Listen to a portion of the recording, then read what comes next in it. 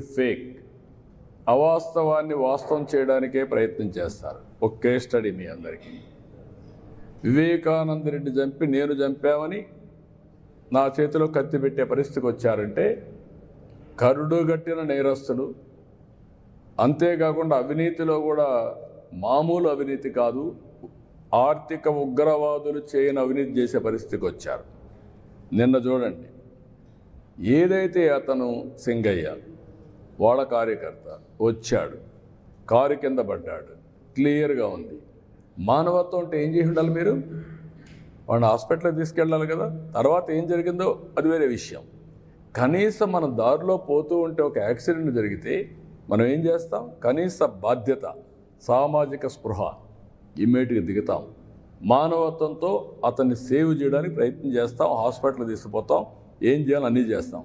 So many సార్లు, ఎన్నోసార్లు నేను దారిలో పోతా ఉంటే యాక్సిడెంట్ అయితే నా అంబులెన్స్ ఇచ్చి హాస్పిటల్ తీసుకుపోయాం.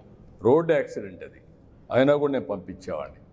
కనీసం నువ్వు నిలబడకుండా, కనీసం దాన్ని నీ మనుషులు అక్కడ ఒక కుక్క పిల్లని మారి తీసి రోడ్డు మీద పక్కన బారేసి, చెట్ల కింద బారేసి మీరు వెళ్ళిపోయారంటే, కంపల్లో బారేసి మానవత్వం ఉందా మీకు? ఇప్పుడు ఆ అమ్మాయిని పిలిపించి బెదిరించి దాన్ని రాజకీయం చేయాలని చూస్తున్నారంటే వీళ్ళు మనుషులా? వీళ్ళు అదే ఈ ప్రజానీకం అర్థం చేసుకోవాల్సిన అవసరం ఉంది. ఇలాంటి వాళ్ళని నీతిమాలిన వ్యక్తులు, లేకపోతే ఒక నేర చరిత్ర కలిగిన వాళ్ళు రాజకీయాల్లోకి వచ్చి రాజకీయ ముసుగేసుకొని, ఇప్పుడు నేను అడుగుతున్నా, వీళ్ళు చేసే నేరాలు మామూలు రౌడీలు అయితే వదిలిపెడతామండి? 2 నిమిషాల్లో కుక్కను కొట్టి లోపల వేసేవాడు. అన్ని అరాచకాలు చేయడం మంచిది కాదు. ఆ అరాచకాలు చేసి రాష్ట్రానికే ఒక పెను సవాలుగా తయారయ్యారు, రాజకీయాలకే ఒక చీడ పురుగుల మారిగా తయారయ్యే పరిస్థితి వచ్చారు. ఎవరు ఏమైనా ఎన్ని చేసినా చట్టం ఉంటుంది, చట్టం దాని పని అది చేస్తుంది.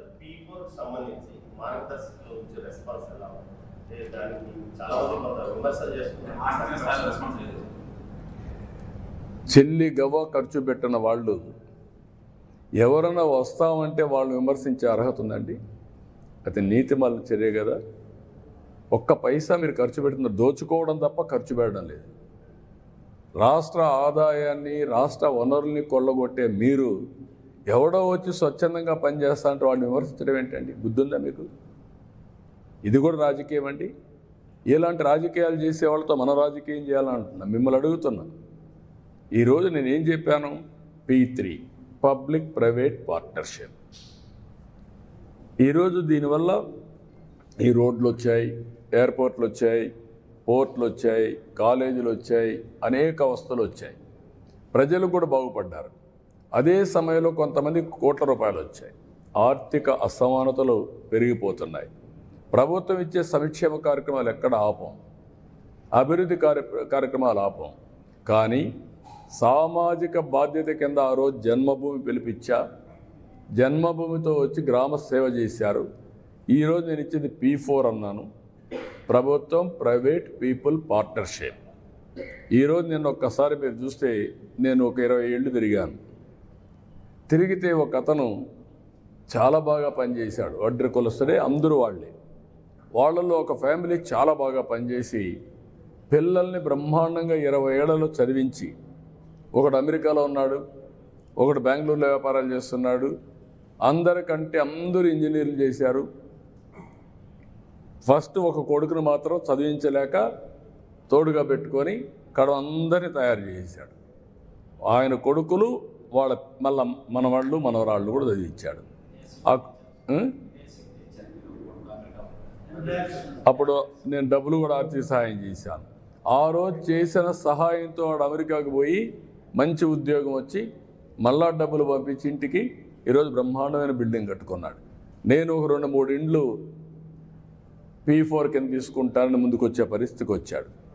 అది స్ఫూర్తి. నేనేం మింగతాను, పేదవాళ్ళు ఇట్లనే ఉండాలి, వాళ్ళు ఇట్లనే ఉంటే నాకు సంతోషం అనేది కాదు.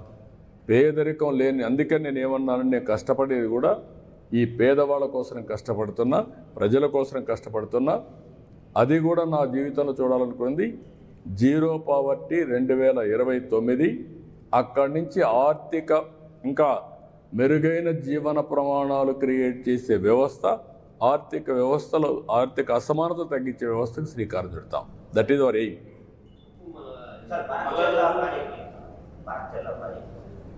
ఓకే అమ్మ, బనకచెర్ల ఎవ్వరికి నష్టం లేదు. కొంతమంది మాట్లాడుతున్నారు, ఇది కరెక్ట్ కాదు. తెలంగాణలో కొన్ని ప్రాజెక్టులు నేను సమైక్య ఆంధ్రప్రదేశ్లోనే దేవాదులు నేనే పునాదులు వేశాను. ఆ రోజు లిఫ్ట్ ఇరిగేషన్ పెట్టా. శ్రీశైలం ఎస్ఎల్బిసి, ఇప్పుడు మాధవరెడ్డి కెనాల్, అది చూసిన తర్వాత ఆ రోజు నేను దేవాదుల ప్రాజెక్టు కూడా లిఫ్ట్ ఇరిగేషన్ సాధ్యమని గోదావరి పైన ఆ లిఫ్ట్ ఇరిగేషన్ పెట్టాం. అదే సమయంలో ఇక్కడికి వచ్చిన తర్వాత ఆంధ్రాలో పుష్కర, తాటిపూడి 2 లిఫ్ట్ ఇరిగేషన్లు తీసుకొచ్చాను. తర్వాత కొన్ని వీళ్ళు దేవాదుల ఇవన్నీ కూడా వచ్చాయి. రాజశేఖర రెడ్డి ఉన్నప్పుడే ఎల్లంపల్లి అన్నారు, అది రాలేదు, అది కూడా పెద్ద స్కామ్ అయింది. తర్వాత ఈరోజు వీళ్ళు దేవాదులు తీసుకొచ్చారు. గోదావరిలో నీళ్లున్నాయి, పైన ఉండేవాళ్ళు వాడుకుంటారు, కిందలో వాడుకోవచ్చు. 2000 టీఎంసీ నీళ్లు సగటున 100 సంవత్సరాలు సముద్రంలోకి పోయినాయి. సముద్రంలోకి పోయే నీళ్లు ఒక 200 టీఎంసీ ఇక్కడ కానీ అక్కడ కానీ వాడుకుంటే రాష్ట్రాలు బాగుపడతాయి, తెలుగు కమ్యూనిటీ బాగుపడుతుంది, నీటి సమస్య పరిష్కారం అవుతుంది. ఆ విషయమే నేను పదే పదే చెప్తున్నా. ఎవ్వరికీ నష్టం లేదు. నేను తెలంగాణలో ఉండే ప్రాజెక్ట్స్ గోదావరి పైన ఎప్పుడు అపోజ్ చేయలేదు, అపోజ్ చేయను కూడా.